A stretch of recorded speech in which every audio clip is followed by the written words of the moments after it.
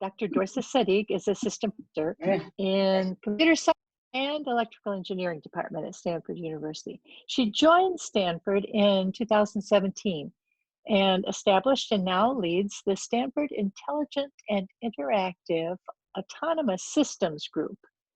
This is a lab that develops algorithms for autonomous systems that safely and reliably interact with people. And Dorsa, we're eager to learn about your research. Thanks for the kind introduction. And yeah, thanks for inviting me. So let me just jump into it. So there you go. So if you consider the field of robotics over the past decade, we have seen a lot of advances. And a lot of these advances is due to really good controllers and really good machine learning algorithms. So here on the left, I have a video of this robot from Boston Dynamics. It's doing parkour. Every time I look at it, it's like really like amazing, like what we can do now in robotics. And that's like due to having really good controllers actually. And on the right, you see the video of this robotics hand doing dexterous manipulation, trying to move a block from one configuration to another configuration. And that's due to having really good reinforcement learning algorithms and really good controllers again. So lots of advances in the field of robotics, but the type of systems that I'm personally very interested in are systems that actually interact with people. So to jump into it, like my plan for you today is to talk about 3 different vignettes where we're going to talk about human modeling and why it is an important part of human-robot interaction. So when we have a robotic system working with people, this robotic system needs to be able to predict how humans act and how it should work with humans. So what I'm gonna do is I'm gonna talk about human modeling for the first part of the talk, specifically discussing how we can come up with data-efficient methods to learn computational models of humans, specifically reward functions. And then I'm going to switch notes a little bit and talk about settings where we are in the near end of the risk spectrum and how these human models change. And finally, for the last part of the talk, I want to step back and I want to think about settings where we don't really need all these computational models of humans, and we can have something much simpler, maybe a low-dimensional representation that captures the task in order to better collaborate and coordinate. So when we think about a robotic system trying to do a task, let's say pick up an object, pick the green cup here, one way of doing that is to write out an objective or a reward function or specification. I'm going to use R as reward function here, and then get the robot to optimize for that reward function in order to go and pick up the cup. But usually that's actually pretty challenging. So one way, and the reason that's pretty challenging is people have a hard time writing reward functions and making sure that all the specifications are written. So one way that people go about it is if you have a person that can show how the robot do the task, like pick up this object, the idea is maybe the robot can try to figure out how to do it based on those demonstrations. So the idea that we have been exploring is there is some reward function, some objective in the person's head. I'm going to call that the reward function of the human, RH. And what the robot should do is it should come up with an estimate of that reward function based on demonstrations that this expert, this human, is going to show the robot. So we looked at our robot, we brought in our robot, and here what we want to do is we want to get the arm to get to the black pad while avoiding the box, the blue box here. All right, so we brought in an expert. This is Andy, my graduate student. And what Andy is doing is he's using his keyboard to control the end effector of the robot. And the robot figures out what the other joints should do. And what Andy is doing is he's trying to get the end effector to move to the black pad while avoiding the obstacle. And one thing to notice here is even Andy, who has a lot of experience with this robot, he's having a hard time like getting the robot to reach the black pad. So controlling these robots is actually pretty challenging because they're high dimensional, and actually more on that later. So like in the convention section of the talk, I would like to talk a little bit about that. But regardless, we decided to collect some of this data. We collected data from our expert about how to get from one point to another point while avoiding obstacles. And that gives us a probability of actions of humans. And what we decided to do was we decided to run this algorithm called inverse reinforcement learning, maximum entropy inverse reinforcement learning, where we say, well, probability of actions of humans is going to be proportional to exponential of a reward function. So all that means is if I have an action that takes me to a better state, I'm going to weight that exponentially higher. And that allows me to solve for this reward function, this objective that the human had in their mind based on the demonstrations that I've collected. So this is kind of like state of the art, like learning from demonstration, imitation learning. You usually assume some sort of structure for the reward function, but for the purpose of this talk, that doesn't really matter. In this case, let's say we're assuming it's a linear combination of features, but it could be anything else. And once we have the reward function, then I can get my robot to optimize that reward function in any other scenario and get a policy that gets the robot to move from one location to another location.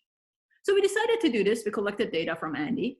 And here's actually how our robot does this. So this is a new scenario. We move the box to the other side. And the goal is for the robot to get to the top of the Pringles box. So it's supposed to just reach the top of the Pringles box. So this is actually the policy that we get through learning from demonstration, through inverse reinforcement learning. And the robot kind of starts off okay. And at some point it sees the obstacle, it sees the box. And it's like, oh my God, there's a box there. So it tries to like stay away from the box as much as possible. And it ends up in this like weird configuration that it can't really recover from, which is not great. So what's happening here is that the robot is overfitting to Andy's trajectories, and it thinks obstacle avoidance is so important that it doesn't even realize that there's a goal that it should try to reach to. At this point, we thought, okay, so maybe it was Andy's trajectories. Maybe Andy is not good at this task. So we decided to get a set of other users. We brought in different users to teleoperate this robot in our lab. And same thing happened, same result came up. And here are actually some of the quotes from our users. One of our users said, I found the system difficult as someone who's not kinetically gifted. So our idea is maybe we should leverage other things. Maybe if I can provide language instruction, or if I can provide physical feedback, if I physically push the arm like further down, that gives a lot of information to the robot. Or even pairwise comparisons. Like if I show two different trajectories to a user and ask a user, which one do you prefer? From all of these different sources of data, I should be able to better learn a reward function that can go beyond just learning from demonstrations. So I just want to show you how this looks like. So on the left, you see the video from learning from demonstration. And on the right, we are looking at settings where we are learning with only a few demonstrations and 15 like binary questions that are generated from active learning. So far, like everything I've said is a normal scenario where we have a person interacting with a robot, let's say a robot arm, or an autonomous car interacting with pedestrians or human-driven cars around it. And I think we all agree, well, for these systems to do anything useful, they should have a model of other agents around them. What I would like to focus on is our scenarios where they're not, where humans are dealing with robots in safety critical settings. So imagine having a person on a factory floor interacting with like really like big robots that are around it and they're physically interacting with each other. Or imagine a scenario where we have an autonomous car interacting with humans, like in near accident driving scenarios. So a question that we're interested in looking at is, how do humans act in these scenarios? How do these models change? I'd like to motivate this by an example. So imagine that you have an autonomous car, that's the red car. And the autonomous car wants to make an unprotected left turn at the intersection. So it's like coming down the street and it wants to make a left turn at the intersection.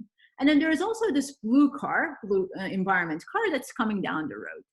And as it is coming down the road, the light turns yellow.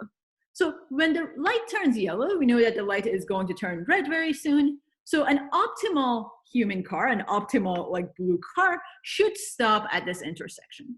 But the autonomous car, the red car, should still try to like decide if the blue car is actually going to stop or not stop. And based on that, it needs to figure out if it should make its left turn or not. So if the red car assumes that humans are optimal and they're doing the optimal thing, they would probably assume that the human is going to stop because the light just turned yellow. The human is probably going to stop. And based on that, they decide to make their unprotected left turn.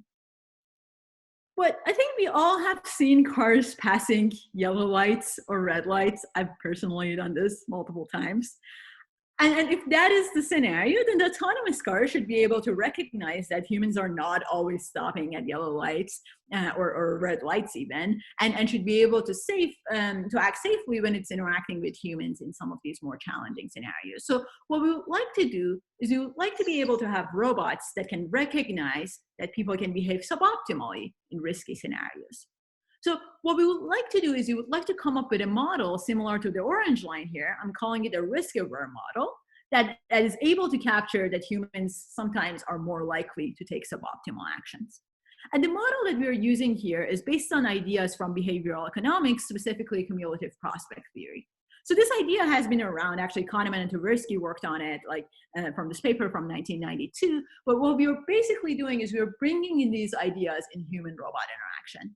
I just want to show you quickly some of the results from this work. So we collect some data, and then we try to compare the noisily rational model and the risk-aware model in the near-accident driving scenario. So I'm going to actually just show you how that looks like. So we ran a study where we varied a few factors, but the only factor that mattered was risk.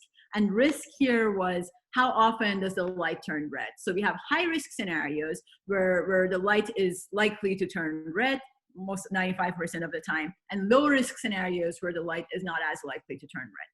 So if you consider high-risk scenarios, both the noisily rational model, which is the field commonly uses, and the risk-aware model, both of them are working similarly, and they can predict the true model. So here, lower is better. So y-axis is the KL divergence between the true model and our prediction. But if you're considering low-risk scenarios, actually the risk-aware model is having an easier time being able to do that prediction. And part of it is when you're in low-risk scenarios, people tend to take suboptimal actions. So from our study, we saw that in low-risk scenarios, people are not taking the optimal action. They're more likely to take the suboptimal action. And actually, because of that, the risk-aware model is having an easier time doing the prediction. And now I want to spend just a little bit of time talking about an idea that we have started exploring in my lab. It's a little bit new, and then we've been looking at it from a variety of different applications, but I just want to mention one of the applications. But the idea is we spend all this time building models of humans, and then the question that we've been thinking about is, do we need to do that? Or in what settings do we need to do that? And maybe there are some settings that we don't need to build these really complex models of humans, and something much lower dimensional is enough to capture the interaction. So let me talk about interaction for this. So imagine you have two agents, two humans trying to do a task together, a collaborative task or a competitive task. Let's say they want to play chess together. Usually one way to model this interaction is to assume that each one of these agents has a model of the other agent and the other agent's thinking. So if each one of these agents think about its partner and how the partner thinks about the world, then they can make decisions based on that. But the problem is when you consider a lot of tasks that humans and robots are working together, they're actually not like playing chess. Most interactive tasks are not like that. Consider a setting where you have two people trying to build a building together or do some sort of construction. If you have a scenario like this, Bob and Alex working together, Bob is not thinking, I wonder what Alex thinks about my belief of the world and my belief of the task and how that is changing and how it's going to influence me. Actually, computing these beliefs is computationally really challenging. And at least one thing we know about humans is that humans are bounded rational. So they're not going to capture these high dimensional beliefs of each other or high dimensional beliefs of the world. So if that is the case, if you want to kind of represent these conventions through these low dimensional representations, I think there are a lot of interesting questions that arise for a variety of different domains where we look at interaction. The first one is, well, what are conventions? What are these low dimensional representations? And then can robots, when robots are interacting with people, can they directly learn conventions from interactions? And similarly, if they know what the convention is, can they actually influence the convention and move you from one convention to another convention? So our vision is we can collect data from an expert or a caregiver in a specific environment that you're working with, general motions, like sweeping motions or moving from one shelf to another shelf. So these are the high dimensional motions that the caregiver provides. And based on this motion, what we want to do is we want to learn a low degree freedom controller, 2-degree freedom control, like Z1 and Z2, just moving the joystick to right and left and up and down. And based on that, we want to get the arm to do various types of tasks in this workspace. So so just to summarize, I've been talking about building models of humans and how that is important for human-robot interaction, and the fact that we don't always need to do full-on modeling of the other agent or theory of mind, and sometimes there exists a low-dimensional representation, a convention that's enough for doing the task. And with that, I'd like to thank the group And thank you guys, and I can take any questions. So many interesting ideas that you have raised, Dorsa. And as often happens, the results of one set of research activities provide insights, but they also stimulate new questions. And I think that the many questions come from your research. It will be highly motivating to your students and you as you continue to conduct this research.